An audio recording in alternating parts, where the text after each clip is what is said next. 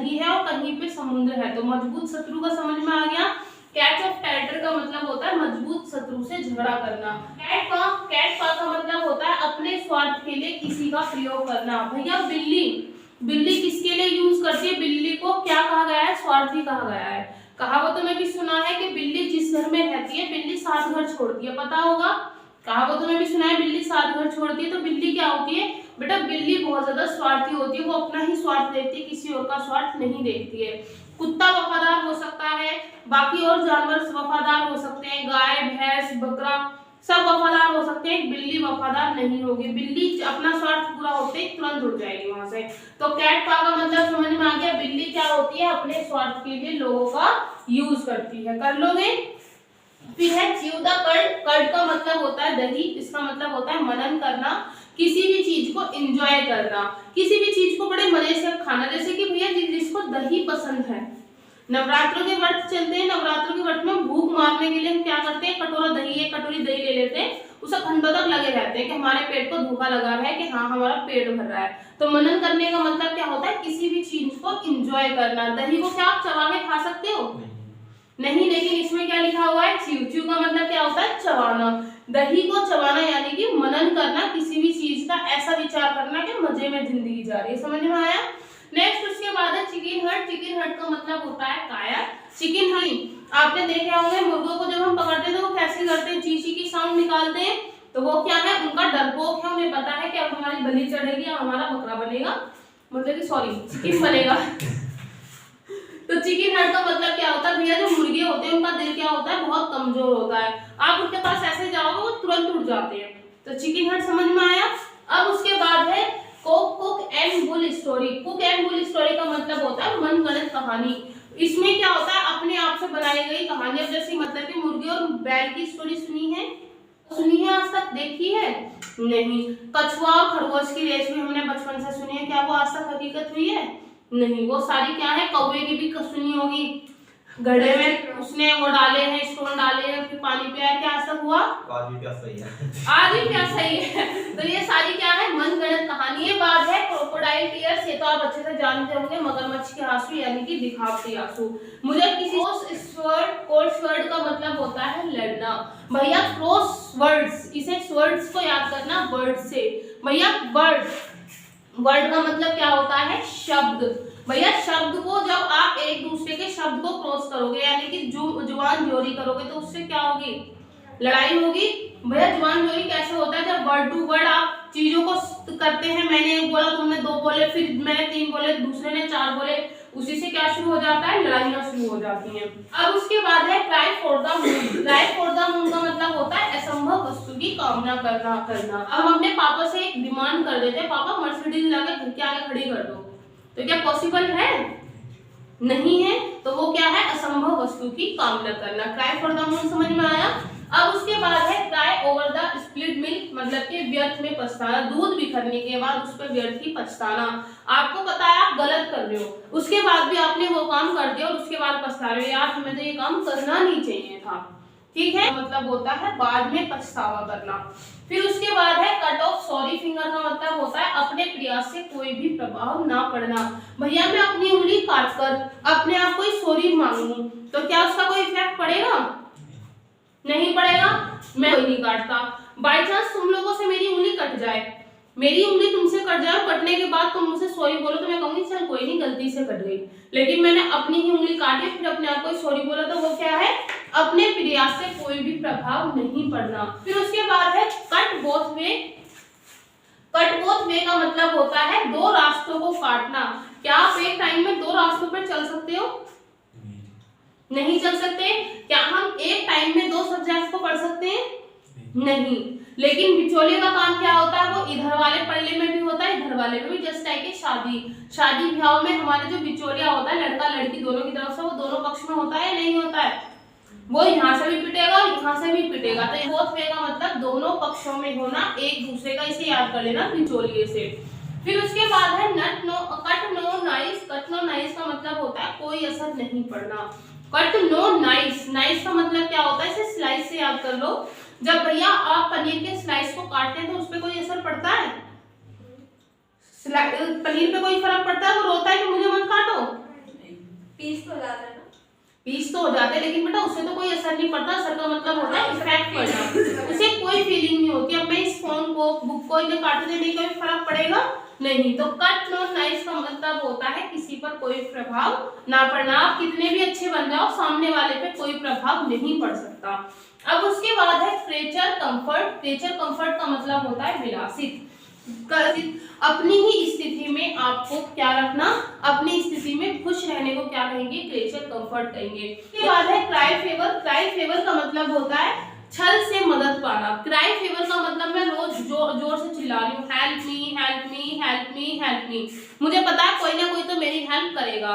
मैंने तुमसे हेल्प लिया, मैंने कहा भैया से मदद दी, उसके बाद मैं उसे भूल गई, तुम्हारी क्राई फेवर समझ में आ गया बेटा। आप चिल्लाकर किसी से फेवर मांग रहे हो, जब उसने फेवर किया तो आप उसे भूल गए। हमें तो पता ही नहीं आप कौन हो, जैसे भूतनाथ में भी हुआ था, भूतनाथ रिटर्न देखी हो तो। फिर उसके बाद है cheek to jowl. Cheek to jowls का मतलब होता है घनिष्ठ, बहुत ज्यादा फ्रेंडली होना। किसी भी चीज से आप जब बहुत ज्यादा क्लोज्ड होते हैं, अपनी सारी बातें शेयर करते हैं, तो वो किस में आता है, घनिष्ठ में आता है। भैया ज्वेलरी को चेक करने में कौन सबसे ज्यादा अच्छा परफेक्ट होता है, ज्वेलर या हम? ज्वेलर। बेटा चेक द ज्वेल में याद होता है, चेक द ज्वेल को याद करना ज्वेलरी से, कि ज्वेलरी को चेक करने में सबसे ज्यादा घनिष्ठ कौन होता है, ज्वेलर होता है। अब उसके बाद है catch the straw. Catch the straw का मतलब क्या है, जो बंदा चबा नहीं पाता है, खा नहीं पाता है, या जो टोटली बेड रेस्ट पे जस्ट लाइक कोमा में है, तो उन्हें स्ट्रो की हेल्प से क्या दिया जाता है, उनकी रोज का रूटीन या उनकी रोज की डाइट दी जाती है, जस्ट लिक्विड फॉर्म। तो स्ट्रो का मतलब समझ में आ गया। हम स्ट्रो से क्या करते हैं, पीने की कोशिश करते हैं। जैसे कि आपने क्यों आ रहे हो, फ्रूटी के 10 वाले पैकेट देखे हैं, उसमें क्या आता है, स्ट्रो आता है, जिसकी मदद से हम क्या पीते हैं, अपनी फ्रूटी को पीते हैं। नेक्स्ट है क्राई वॉल्फ। क्राई वॉल्फ का मतलब होता है गलत सूचना देना। क्राई वॉल्फ का मतलब क्या होता है, भैया आपने एक स्टोरी सुनी होगी भेड़िया वाली। एक लड़का होता है, वो रोज कहता है भेड़िया आ गया भेड़िया आ गया, वो गांव के सारे इकट्ठे होके आ जाते थे। लेकिन एक दिन वो, अब सबको पता चल गया कि झूठ बोलता है तो कोई आता नहीं है। एक दिन सच्ची में भेड़िया आ जाता है, वो चिल्लाता है भेड़िया आया, कोई उसकी मदद करने ही नहीं आता है। तो क्राई वॉल्फ का मतलब होता है गलत सूचनाएं देना। भैया आप चिल्ला कर भेड़िए के बारे में बताओगे तो वो क्या होगा, एक दिन हकीकत हो जाएगी और लोग आपको क्या समझेंगे कि आप गलत सूचना दे रहे हैं। फिर है कॉल स्पेड एंड स्पेड का मतलब होता है साफ साफ कहना, किसी भी बात को घुमा फिरा कर कहना। मैंने लास्ट सेशन में पढ़ाया था आपको beat about the bush. Beat about the bush का मतलब क्या था, बीट अबाउट द बुश का मतलब था घुमा फिरा के बात करना। कॉल स्पेड एंड स्पेड का मतलब क्या है, साफ साफ कहना। समझ में आया? आप किसी भी चीज को क्लियरली बोल रहे हैं, बिना हिचकिचाई बोल रहे, तो वो क्या है, साफ साफ कहना। नेक्स्ट है clean the desk. Clean the desk का मतलब होता है कठिनाइयों को दूर करना। बेटा आप ट्यूशन स्कूल्स में जाते हैं, क्लीन द डेस्क का मतलब क्या होता है, अपनी आने वाली समस्याओं को दूर कर देना। जैसे ये कोविड में भी भैया लोगों ने, बहुतों ने, हमने अपने डिस्टेंस को दूर किया और अपनी कठिनाइयों को क्या कर दिया था, दूर कर दिया था। एक बेंच पे जो 4 बच्चे बैठे थे, वहां पे हमने एक बच्चा बैठा है, उससे क्या हुआ, कोविड के चांसेस बहुत कम हो गए। तो उसमें क्या था, कठिनाइयों को हमने दूर कर दिया था। नेक्स्ट है कट द कोविड नोट। समस्याओं का समाधान। नोट का मतलब क्या होता है बताना, के इसमें साइलेंट है, नोट का मतलब क्या होता है,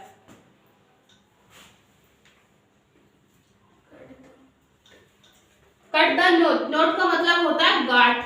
जब हम, हमारी कोई गांठ बहुत टाइट बन जाती है तो हम उसे क्या करते हैं, उसे सुलझाने की कोशिश करते हैं। जैसे कि आपने ऊन, मम्मी स्वेटर बुनती है सबसे, मतलब इसमें नोट बांधते ऐसे गांठ बांधना होगा।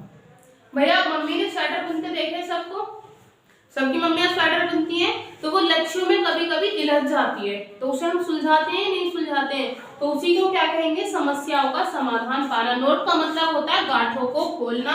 जब हमारे सारे वायर की गांठें खुल जाएंगी तो क्या हो जाएगा, समस्या का समाधान। Crust Fallon. क्रस्ट फैलन का मतलब होता है हतोत्साहित होना। हतोत्साहित का मतलब बहुत ज्यादा खुश होना, किसी भी चीज पर बहुत ज्यादा अच्छे से प्रशंसा करना। तो क्रस्ट फैलन का मतलब क्या होता है भैया, आप बहुत ज्यादा भीड़ में, क्रस्ट को याद कर लो उससे, क्राउड से, और फैलन का मतलब गिरना। बेटा आप अब बहुत बड़ी भीड़ में अकेले खड़े हो, सब आपकी तरफ ही देख रहे हैं, तो आप बहुत ज्यादा क्या है, हतो उत्साहित है, यानी कि आप अपने आप को क्या मान रहे हैं, बहुत ज्यादा प्रसन्न मान रहे हैं, खुश मान रहे हैं। तो क्रस्ट का मतलब होता है अगर आप कोई भी चीज पार कर जाते हैं, कोई भी रिकॉर्ड तोड़ते तो आप क्या होंगे, हतो उत्साहित होंगे। भाई समझ में आ रहे हैं। अब उसके बाद है कूल हेड। कूल हेड का मतलब होता है शांत स्वभाव। कूल हेड जिसका जो दिमाग हमेशा ठंडा रहता है, वो किसी पे क्रोध नहीं करता है, गुस्सा नहीं करता है, कुछ भी कायदा उसे कोई फर्क ही नहीं पड़ता, तो वो क्या होगा, कूल हेड, यानी कि उसका जो मस्तिष्क है, दिमाग है, वो हमेशा क्या रहता है, ठंडा रहता है, तो उसका स्वभाव भी कैसा होगा, शांत ही होगा।